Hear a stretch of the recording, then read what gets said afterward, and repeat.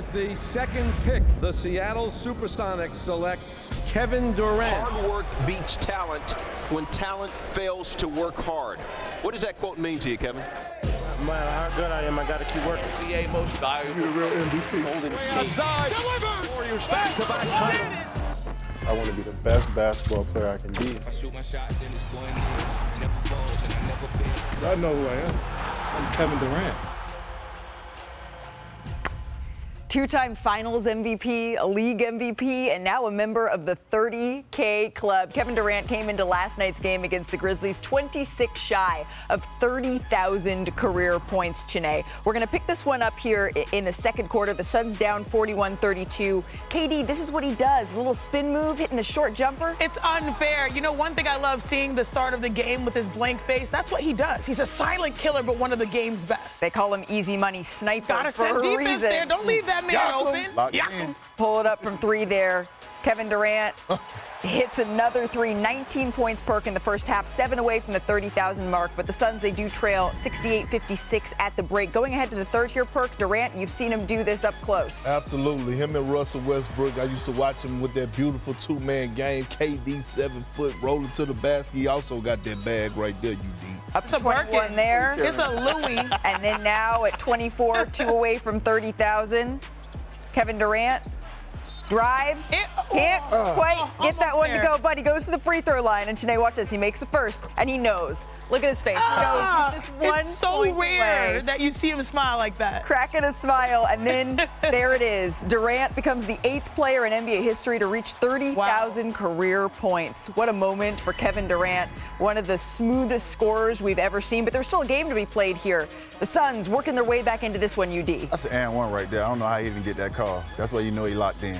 After being down by 19, the Suns really making it a game. Kevin Durant hits the three in the corner. Cash money in UD's voice from the 99. 99. But then Ja Morant, just unreal, lays it in here. Durant had 34 points. Let's take a listen to him after the game. I just always been inspired by the greats, always wanted to reach their level. It's an exciting time to be an NBA player, is, you know, especially the time that I came up. It was so many game-changing players that kind of defied the norms as players. To be in that company, man, is just surreal. Such an awesome moment to be able to see. Perk, you played with KD here. What was it that made you believe that someday he could see his name alongside this elite company in that exclusive 30,000-point club? Well, I remember when I first got traded to OKC. Yeah. I was injured. I was sitting on the sideline, and I used to watch those guys work out after practice, the young group, Russ, James Harden, KD. And the coach, now the head coach, my guy for the Washington Wizards, Brian Keefe, was an assistant to Scott Brooks, and he was KD guy for us putting him through training. And even after back-to-backs, I used to watch KD, 3-man trapping them, taking bad shots, well, what we thought was bad shots, but that was real game shots for him. And so, you know, you used to watch, you know, we used to land in cities and watch him, you know, have middle schools and high school gyms already set for him to go and train. He's a gym rat. And I remember KG calling me after I got traded, and he's like, hey, man, what that young fella like over there? And I'm like, he worked harder than your ass. You know what I mean? Like, real talk, like, it's nothing bad that you could say about KD. And so when you see these results and you see these accolades and him reaching 30K, it don't surprise me at all. I saw the behind-the-scenes work. And that's playing with him. I imagine playing against him, UD, that is not an easy task. Oh, my gosh. I mean, in the 2012 finals, it was like pick your poison. And we understood that we weren't going to beat these guys by just outplaying them. We had to outsmart them. So for us, it was trap James coming off the pick and roll. It was switch on Russ, and it was let KD go for 50 if he could. He was the guy we knew we could not stop him if he wanted to go for 50. But you really had to pick your poison with those guys. Yeah, what is it? Roses, lilies, hydrangeas, orchids. Kevin Durant, it's time for us to give you your well-deserved flowers. I'm a bouquet today. Just the fact that he's been in the league so long, career average at 27 points per game, that's 6th highest in NBA history. He really broke the mold of what a pure scorer truly is. His favorite players, Hakeem Olajuwon, Dirk Nowitzki, you could say, I'm going to steal this or that from that game, but those guys are determined based off of being 7-footers, right? But as a 7-footer, he broke that mold. He flipped the narrative. He flipped the script and has tremendous guard skills on top of just pure consistency as a scorer. I know everyone knows him by his social media, Easy Money Cypher. That is literally what he has done. And lastly, I'll say this when it comes to KD. Game, respect, game, right?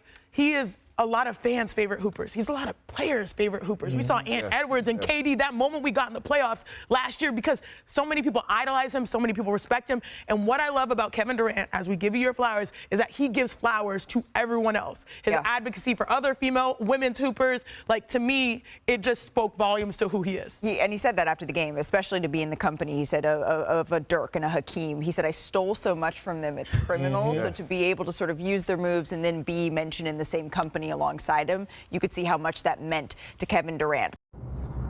So, about last night, let's take a look at some oddities around the association, because what had happened was the Pistons, they set a franchise record with a 42-point halftime lead against the Bulls. Chicago did start the game 0 of 20 from 3. Chiney, what had happened with the Bulls? What had happened was finally they picked a direction. They decided, okay, we're probably going towards rebuild, but this is more about the Pistons, y'all. The Pistons have arrived. I know that there has been dark days in Detroit, but those are long gone. You've got an all-star, you've got a squad that shows up, and I'm really excited to see them at 6, I believe, currently in the Eastern Conference. And the motorcade rolling through All-Star Weekend as well, the first All-Star for Detroit since 2019. Next, what had happened was Desmond Bane. He had this pass attempt. It connects with the face of a poor Nick Richards. Are you great defense by Richards, or just a little mean?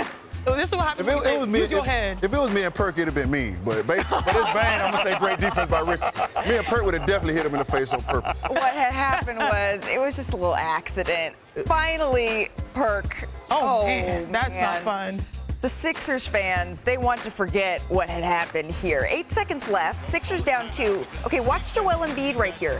He is wide open, opts to drive, which, to be fair, we've seen him successfully take advantage of before, but he ends up turning it over. So, Perk, what did you see on this play? What had happened was what? Well, look, Tyrese Maxey set the table for him, drew 2 defenders, had him a wide open 3. Look at the fans in the stands.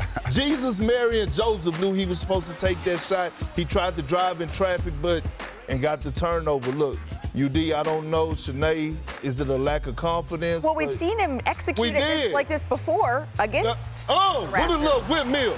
You're not going to get a better shot than that shot he had at the top of the key. Most of the time in the NBA, when you turn down bad shots, it ends up being a turnover. I mean, when you turn down open shots, it ends up being a turnover. But where is he going? Again, where is he going? And man, it gets to the point, I think right now, Joel Embiid is in a bad place mentally, right? We heard the reports, what was it, last weekend about, him needing surgery, and here we are again. Another year. I'm talking about another year. He needs to shut it down. There, 1,000 games? 13. 13 games below 500? Put a plan in place. Yes. Because what are you gonna do? What are you gonna do? Here's my question.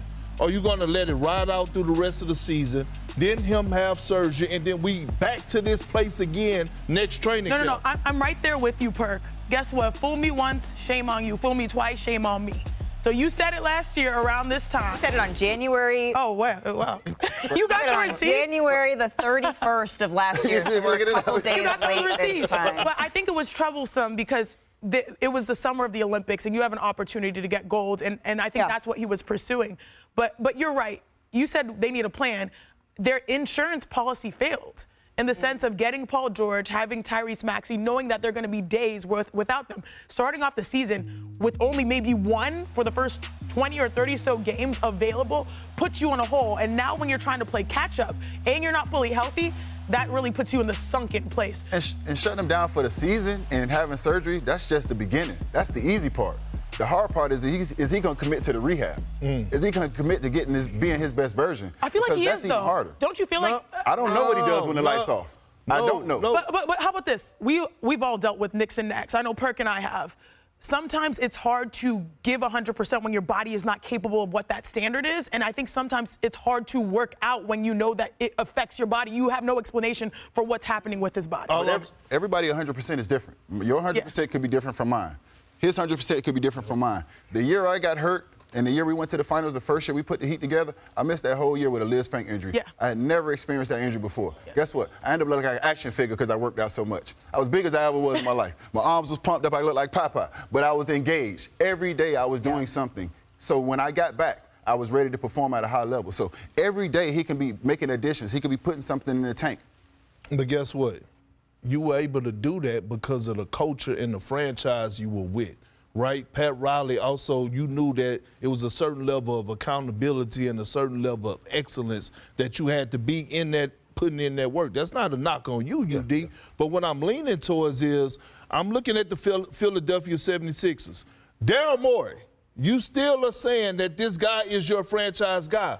I don't believe that. I believe it's Tyrese Maxey. Okay, cool. If you do believe that, bring in all the troops that are going to help him. Put this plan together and say, Joel Embiid, you're going to follow this. These are your doctors. Yes. These are your strength and athletic people. Yeah. This is your opportunity to reclaim the narrative. The reboot needs to start now. And I think the issue that they had is they've been trying to play in the gray area so much. Like, oh, maybe he can play. Maybe we can put it together. Nah, it's black and white. If he's not healthy, give him the best chance moving forward for them to come together when the season starts next year with the best foot forward. And I just want to be really clear on the report that you're referencing. It was from Lisa Salters, and she reported that Joel Embiid told her that he believes that he will likely, quote, likely need another surgery and long recovery period is what she reported during the game in order to get fully healthy. And again, when this 76ers team was put together, it was put together to alleviate the load for Joel Embiid so that he could take a couple games off, if you will, because he knows his body and it hasn't held up through an 82-game regular season.